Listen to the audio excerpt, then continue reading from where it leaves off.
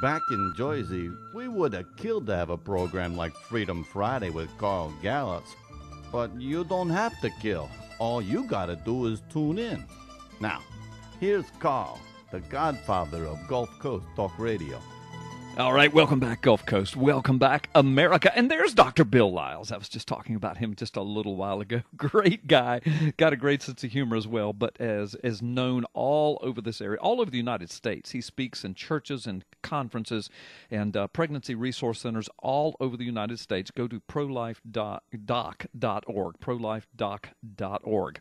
Well, folks, listen, as I've been promising you, my good friend, your good friend, our good buddy from way up in the frozen tundra from Toronto, Canada, Mike Shoesmith, who is our correspondent from Canada, but he's also the executive director of the ppsimmons Properties, and which includes a YouTube channel and a syndicated blog spot and a Facebook channel and ppsimmons at live.com, the live counseling things. He's 7, 8, 9 folks working with him, working for him. So Mike is he's an author, and he's just known, his voice and his face known by millions around the world. The guy's a great guy. Mike, welcome to Freedom Friday. Glad you're with us today. Hey, Happy New Year, Florida. Hey, you and I didn't get a chance to talk before we went on the air here, so I could virtually talk about anything I want, right? You can. Of course, I've got the button. Just remember that. Hey, but I do. Did you still want to talk? I wanted you to talk about this fiscal cliff thing as it relates to China. You had some scoop on that. Did you want to talk about that still? Well, listen, I've gone over my own fiscal cliff here. My fiscal year end came to an end the same time as you guys. Yeah. December 31st. So I've been quite busy doing my own paperwork and getting together all the receipts, for all the donuts and the coffee, so that when the tax man cometh, we be ready.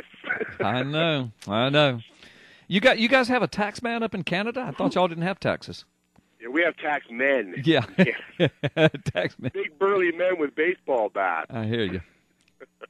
Hey, listen, I'm not going to pretend to be an expert on what you guys are going through down there. I'm a Canadian, of course, and it's tough, and I am paying attention to it, but I'm more of an observer than anything else. It does affect us in Canada, of course, because you are our biggest trading partner. Yeah, and we're also as your economy goes, so goes ours. Yeah, and isn't America kind of Canada's biggest line of first zone of defense as well? I mean, don't you depend upon us for an awful lot of your national defense? We do. In fact, I don't know for sure. I think there may be a booming way. You said something about investing in lead earlier, but. Yeah. If the United States of America ever stops defending Canada, then there may be worthwhile to invest in white linen. For all the white flags that will be going up in Canada. If a foreign invader tries to take us over, right? Yeah. Because you guys are our friends in many ways. Yeah. But listen, I've been following the whole thing, and I have learned some. Now, when Barack Obama was elected back in 2008. He didn't take office, as you guys know, until January 20th, 2009, right? Right. So in the latter part of January and the early part of February, all of the people close to Obama, his cabinet members, etc., they were all lining up for the talk shows. And I was on a business trip in Grand Rapids, Michigan.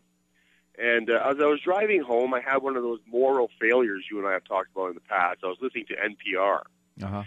Yeah, and, that's a moral failure. One of Barack Obama. Now, my only regret here, guys, is I didn't write the name down, but I am a reliable witness here. I heard this with my own ears. So you'll just have to trust me on this. I did not get a name. It was a woman, and she was a financial advisor to the president. Right. And the host at NPR asked this woman, look at it. China has lent the U.S. so much money, trillions, in fact. What is Barack Obama's policy on China? What is he going to do about it? Yeah. And what I'm about to tell you, I heard with my own ears, and I was stunned by it. The person said, "Here's the Barack Obama policy on China." This is what she said. She said, if you owe the bank $100,000, the bank owns you, essentially. Right. If you owe the bank $1 trillion, you own the bank. Right. I've heard This is that. what the I've heard that financial before. advisor, the fiscal advisor, said to this NPR host. I've heard that illustration before, so for her to use that is astounding. Go ahead. So essentially she was saying that Barack Obama, or rather the American people, the American government, the American financial system owns China.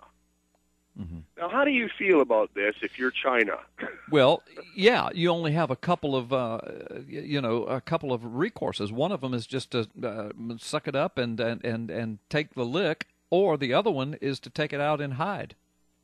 Right. Now, if recent accounts, now that was 4 years ago, almost to the day, really. Yeah, that's, before you go further, that's almost like saying, if you owe the mafia $1,000, the mafia owns you.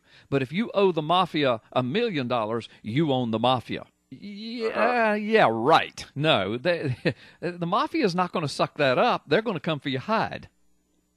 And China has 4 times the population as the United States. Yeah. I mean, even by sheer numbers. Now, militarily speaking, there isn't much of a chance on their part. It would almost be suicide for them to attack the United States, essentially. I've done the research on this, and China doesn't even come close to mustering the kind of army that it would take to do any sort of harm to the United States. However, this is amazing here. If recent accounts coming from some in the alternative media, and you and I are the alternative media, are to be believed, then Operation Fast and Furious may soon give way to an even bigger story here, Carl, surrounding the whole U.S.-Mexican border. Even the notorious Mexican drug cartels might find themselves taking a back seat to this one. This really is astounding information on the China fiscal cliff connection. Okay. It's because claims are now being made suggesting the major presence of Chinese troops stationed inside Mexico. Good gracious. Alongside the U.S. border and in some port areas. I mean, this information is accurate. Now, it's stunning, right? Yeah. Why would the Chinese troops be there? Well, the reports are currently garnering the most attention are those coming from Steve Quayle. Well, let's ask the question: why would the Chinese troops be there? Well, what if they can read the Chinese tea leaves here? And they're looking at the Canadian, they're looking at the President of the United States, his people saying publicly, we own China. Right. And then saying, look, we borrow, this is something I heard with my own ears, the President of the United States saying, look, the short-term debt crisis in America is nothing really to worry about. Right. Well, what is the long-term plan here? Is the long-term plan here to really go on and say, look, you Chinese, you just continue making our DVD players, and then never mind the money we owe you. Right. Is that the plan? Right. Because the United States government, not the people itself, but the government, is borrowing almost half of every dollar it spends. Right. So the reports currently garnering the most attention are those coming from Stephen Quayle. Steve Quayle is an alternative media icon out there, and he has a show called Q Files, and he recently interviewed a cross-border trucker. And this truck driver, he claims to have actually seen a major Chinese military base inside Mexico, guys. The trucker claims that he was delivering a trailer load of food to a military camp 60 miles south of Laredo, Texas. As he was entering Mexico, he says he was escorted into the country by the Mexican Federal Police to protect the truck from hijackings and robbery. Now, hijackings and robbery, that's a big problem in Mexico. Yes, it is. And in fact, the Mexicans, they like to throw themselves in front of trucks with American license plates to collect on the insurance money. But that's another story. The camp itself, according to the trucker, was almost 2 miles wide, 3 miles long, and was staffed by Chinese soldiers, complete with armored vehicles. This is in Mexico, 60 miles from the border. Armored vehicles, living quarters constructed from refurbished shipping containers. As his truck was being unloaded by the soldiers, he claims he was able to count the armored vehicles parked neatly in rows. According to the trucker, Carl, there was 10,000 armored vehicles located in this facility, 60 miles south of the border. He claims that there were water tanks, generators, and communication complexes. There's a lot to this report, and this report along with the video of the complex, by the way, is up on our blog, ppsimmons.blogspot.com. And this report is based on the trucker as well as geographical knowledge available to him throughout the individual. Quayle sent his own investigative team down there and called cross-border eyes to go to the area, which was most likely location for the Chinese base. This area was determined to be in a triangle, and he gives several names, and it's all in the article. But upon entering the area, this Stephen Quayle operative says that he immediately noticed large numbers of Mexican federal police in many areas. He couldn't get in because of the enormous police presence there. At each location, there were massive levels of federal police on patrol. He said it was like you stuck a firecracker into a red ant hole and blew it up. Mm-hmm. And you know how all the red ants come out of the hole. Quayle reported on the same day that high-frequency communications were being broadcast on U.S. military frequencies, carrying with them heavily Oriental accented operators speaking both English in direct communications, or rather broken English, in direct communications with the continental United States. Wow.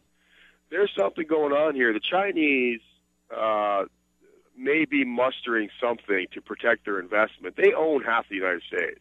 Right. Well, okay, I shouldn't say that. Foreign investors own half the United States. Right. And China is a big player in that. Yeah. Now, some people might argue, and it seems like Barack Obama is arguing for this, that all of that money they have is American money. Uh-huh. It was all laundered through Walmart, essentially. Yeah. China has been busy making DVD players for the last 20 years and being fiscally responsible. Yeah, right. As they ignore our copyright laws and pirate most of our stuff. But anyway, go ahead. Right. No, there is that aspect. I'm not saying that China has any moral superiority here. Obviously not, because communism only works if you kill everyone who tries to escape. Mm-hmm. But are the Chinese building a presence in Mexico? That is the question. You guys go to our blog, look for this article. Yeah. You guys be the judge here. Yeah. I mean, are the Chinese going to put up with this much longer? Yeah. Mike, let's take a break. And I tell you what, folks, listen, if you're driving down the road and you're hearing this shit, and I want to see that, how do I get there? Well, it's ppsimmons.blogspot.com, or the easy way to do it is just go to carlgallops.com. Top left-hand page, top left-hand part of the page, you'll see the PP Simmons Blogspot link. Just click on it. It takes you directly to it. And it's a syndicated blog. All this stuff Mike's been talking about and revealing, you can see it right there. Folks, we're going to take a quick time out. When we come back, more of Freedom Friday with Carl Gallops and Mike Shoesmith. You don't want to miss it, because we've got a lot more stuff that you haven't heard yet from anywhere, and you're certainly not going to go home watch it on Fox News or anything else tonight. You're only going to hear it right here, Freedom Friday. Carl Gallops. We'll be right back.